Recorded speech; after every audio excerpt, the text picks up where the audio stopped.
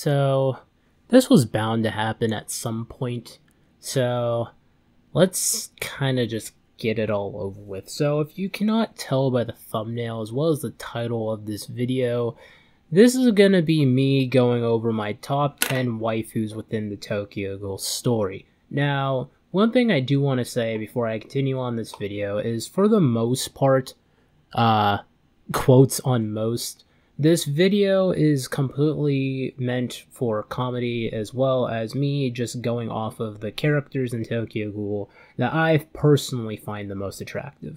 So, please keep it to yourself in the comic section about how pissed off you are, who happens to be the top 5, yada yada yada. Everybody's list, I'd imagine, is probably going to be different, as well as this video is not going to be me factoring in who exactly is my favorite characters in Tokyo Ghoul, because if that was the case, certain characters on this list would be a lot higher than others. But yeah, anyways, let's hop right into this. Oh, as well as this might contain minor spoilers, but I don't really think I'm going to be hopping into that too much in this video, so don't be too worried. Anyways, let's get right into this. Now, for the number 10 spot on this list happens to be actually a character that a lot of times I kind of meme about, calling her a sloth, but it happens to be Hairu Ihei, probably one of the coolest investigators in the entirety of CCG. Even though she had very little moments in the Tokyo Ghoul story, you did get to see her actually go up against some of the Tsukiyama family's guards, and she did have really cool moments within the anime. Now, one thing I do want to bring up regarding Hairu and her overall appearance is that, for the most part, in the Tokyo Ghoul manga, I don't really find Hairu that attractive. I would actually say that she's probably one of the more unattractive women in the entirety of the story. Now, when it comes to the extra art that Suishida has drawn of her, I feel like she has come across to look very attractive, as well as the anime kind of putting more emphasis on her face, where instead of that infamous panel that Suishida drew, where her eyes looked way too far apart, it made her kind of look like a sloth, like Sid or something. But besides that, I do think Hairu is pretty attractive. The only problem with her, I feel like, is probably her personality when it comes to ghouls, but besides that, she's pretty cool, I guess. But definitely the least attractive out of everyone else I have on this list. So let's move on to the number 9 spot. Now, the number 9 person on this list is probably a character that a lot of, I guess, casual Tokyo Ghoul fans probably don't even know who the hell she is, but that is Kyoko Ora, probably one of the most attractive women on the entirety of Tokyo Ghoul. She's by far one of the most curvaceous, and even though she doesn't have that much screen time in the series, she actually does happen to own one of my favorite quinkes in the entire series, and in that scene, man, them curves. But besides that, I put her a little bit over Hairu just when it comes to the body alone. She's a rather mature lady. She's older, and that's kind of it. I don't really have much more to say besides that. So yeah, let's just move on to the next one before this gets any more awkward than it already is. So I have a feeling that the number 8 spot might trigger some people, but I actually put Psycho here. Now, let me explain. Now, when it comes to overall material of a girl, a person that you could date, or an overall girlfriend, whatever you want to call them, Psycho probably would be either number 1 or number 2 on this list in that regard. Now, the only reason why I have Psycho so low on this list is kind of a running gag in the entirety of the story, and that is the fact that, 1, Psycho's pretty lazy, 2, Psycho is a little bit chubby. Now, I'm not trying to hate on anybody who happens to have a little bit of meat on their bones, but that's not really my type. Not trying to hate on it or anything, but Psycho's personality definitely wins her over. If it wasn't for the way how the other women in TG look, I'd probably put her a lot higher on this list, but Psycho, an anime nerd, she likes manga and games and stuff, but the laziness and the fact that she could potentially eat all of my food, based off of the whole entire scene with her stealing the ham in the second episode of the Tokyo Ghoul anime, might cause some conflict within our household. So yeah, Psycho, definitely attractive, definitely curvy as well as her scene with Ure, which he stops him from framing out, but yeah, I put other people on this list definitely above her. So yeah, let's move on to the number 7 spot. Alright, for the number 7 spot, I'm probably gonna get a bunch of jokes about this, so let's get them out of the way. Julian Hawk, you're such a pedophile for having Hinami on this list. Now, Hinami, alright, let's just get rid of the misconception right now. In the Tokyo Ghoul manga, at least when it comes to part 1, Hinami is 13 to 14 years old. Now, because of this, a lot of people, due to her appearance and the way how Suishida draws her, as well as the way how the anime staff draws her or animates her, tends to make Hinami look a lot younger than what she actually is. If you look at the Tokyo Ghoul manga, throughout that entire exchange, she is about 17 to 18 years old. So, yeah, Hinami, she's legal. And then at the very end of the manga, she's 24 years old. So, yeah, I don't want to hear none of those pedo jokes, bro. Like, Hinami, she's attractive. I think she's very pretty. She's not super, like, I guess, developed in the chest or even back area, because for the most part, she doesn't wear very revealing clothes in comparison to different people on this list. But I think Hinami's really cool. She has a very calm and nice personality. I like the fact that Hinami seems to also have kind of like, not necessarily a dark side to her, but when things get tough, she is willing to fight.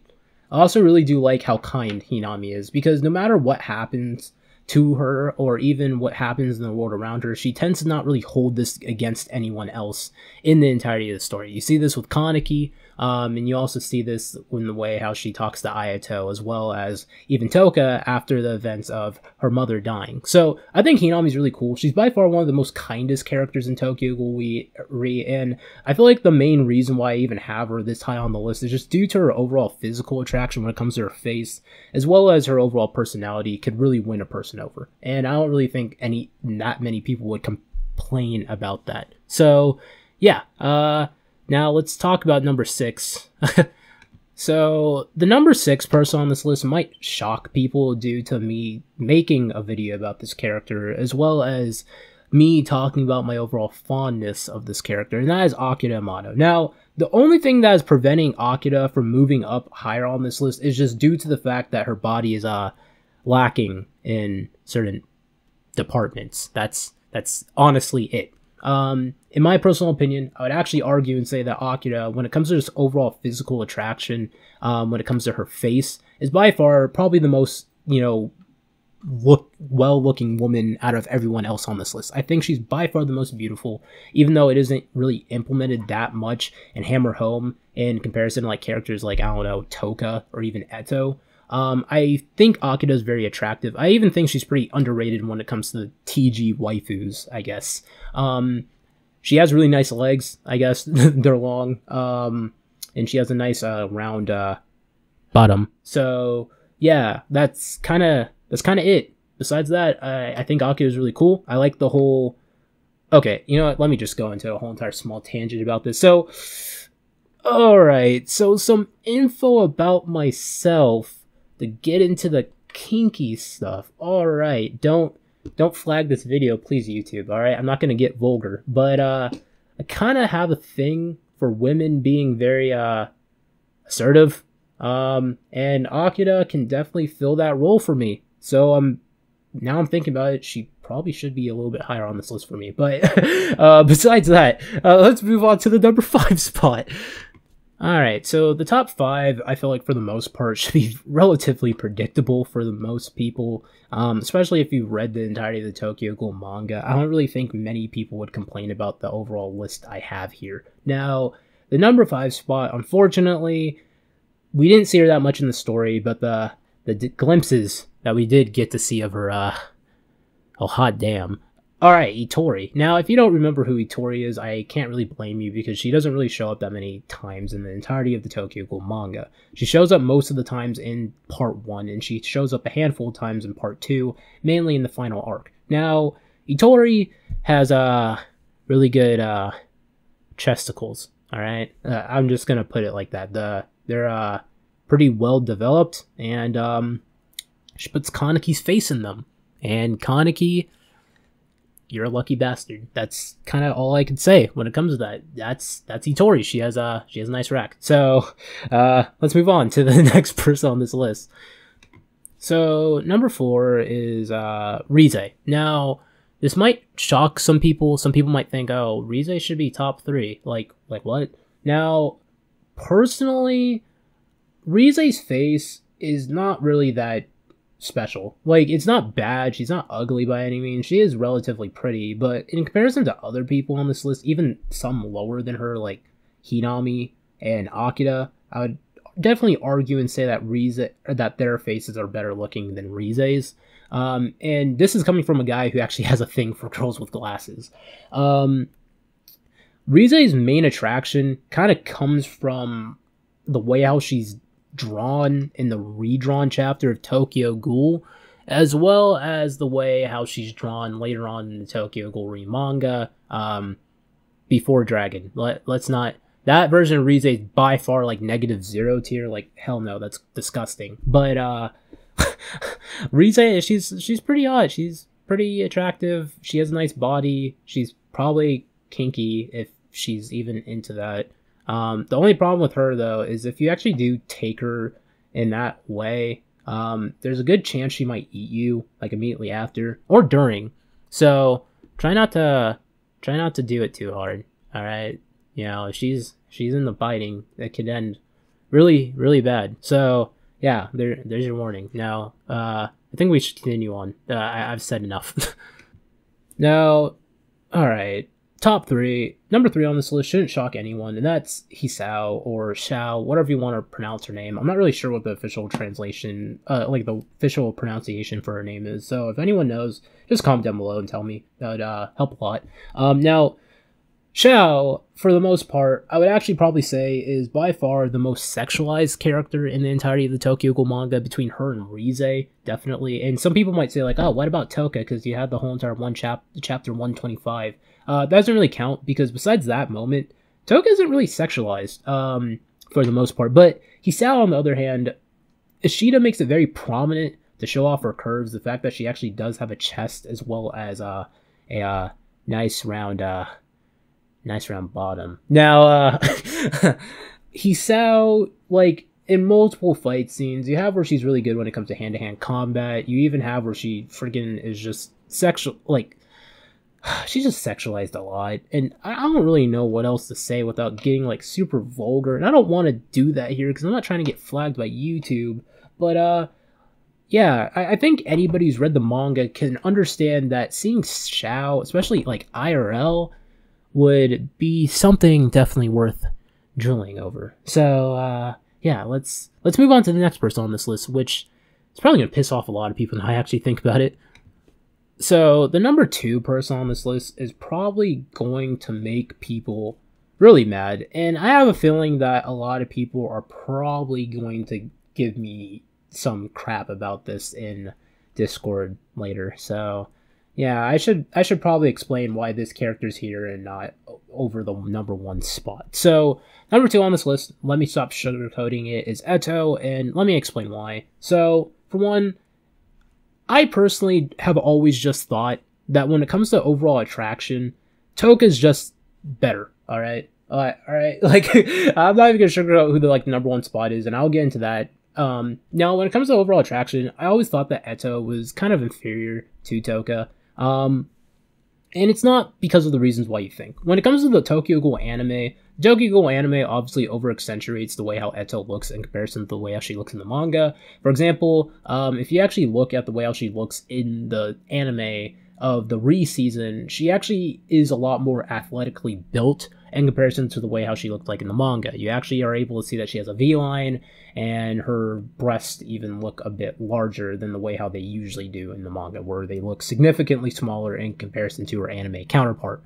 Now, obviously, this is there for the sake of fan service, which is fine, whatever. I don't really care about that, because Eto was looking mighty fine. But Eto, in regards of just being like an overall waifu, Eto's not really the dating type. She seems more like the wild type that you kind of like run across every once in a while and have a one-night stand type thing with, which isn't really something I'm looking for. That seems kind of fun, I guess, in your early college days, but after that, it's like, you know, you want to settle down and have a family and stuff.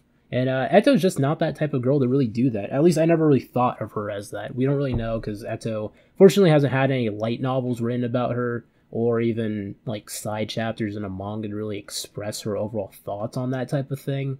But yeah, as well as there's a very strong possibility that Eto might not even be alive anymore. So yeah, yeah. Now let's just move on to number one spot, since I already kind of spoiled it, and that is Touka Kirishima. Now let me just say that like Touka, I like Touka and Eto, I guess, almost equally for different reasons. I guess Eto is more like the freaky side of me that you can kind of bring out, whereas Touka is just, I think, just all around just a better person to just end up with, due to the fact that, one, she is very pretty, she does have a nice body as well, and she's very kind, at least for the most part. By the time of the end of the Tokyo Ghoul re-manga, as well as even part 2 of Tokyo Ghoul, you have where Touka's calmed down quite a bit and doesn't seem to be very rampant, like out there and crazy like how she was in part 1. She is very calm, she's very passive for the most part. Obviously that's different when she is angered, like seen in the fight with Mutsuki. But Touka, I think, is just a very well-mannered person to just end up being in love with. And she seems like the type of person that, you know, would definitely die for you, as shown with the case of Kaneki. She was willing to, like, you know, risk her own life in order to save him. As well as she just seems like a very good mother, based on her overall interactions with Ichika, as well as the fact that when you see the end of the Tokyo Ghoul manga, it seems like she's pregnant again. So, you know, Touka, I don't know, like, it's kind of hard not to just, like, think when you see her, I want to wife that. But, yeah. Now, one thing I do want to say before, like, the Eto fans, like, crucify me, I do like Eto more as a character than Touka. And actually, I like Akira way more than Touka as well. But I think Touka, when it comes to overall appearance, is just better to look at. But obviously, this is more opinionated. This is my opinion, and yeah. So, anyways, if you guys want to see any more top 15s or top 10s, I don't really want to spam them too much because I've done already 3 this entire week. So, I'm going to try to step back from that and probably focus on my Arima analysis sometime this week, and then possibly even get out an Uta video sometime this week or next week. I'm not really sure. So, besides that, just comment down below what other videos you guys want to see in the future, as well as your own top 5 or even top 15 lists of your favorite girl characters in TG, or just when it comes to overall attraction, your TG waifus. That'd also be nice to see. And as always, remember to comment, rate, subscribe as always. I love you all. Jalen Hawk signing out. See you guys.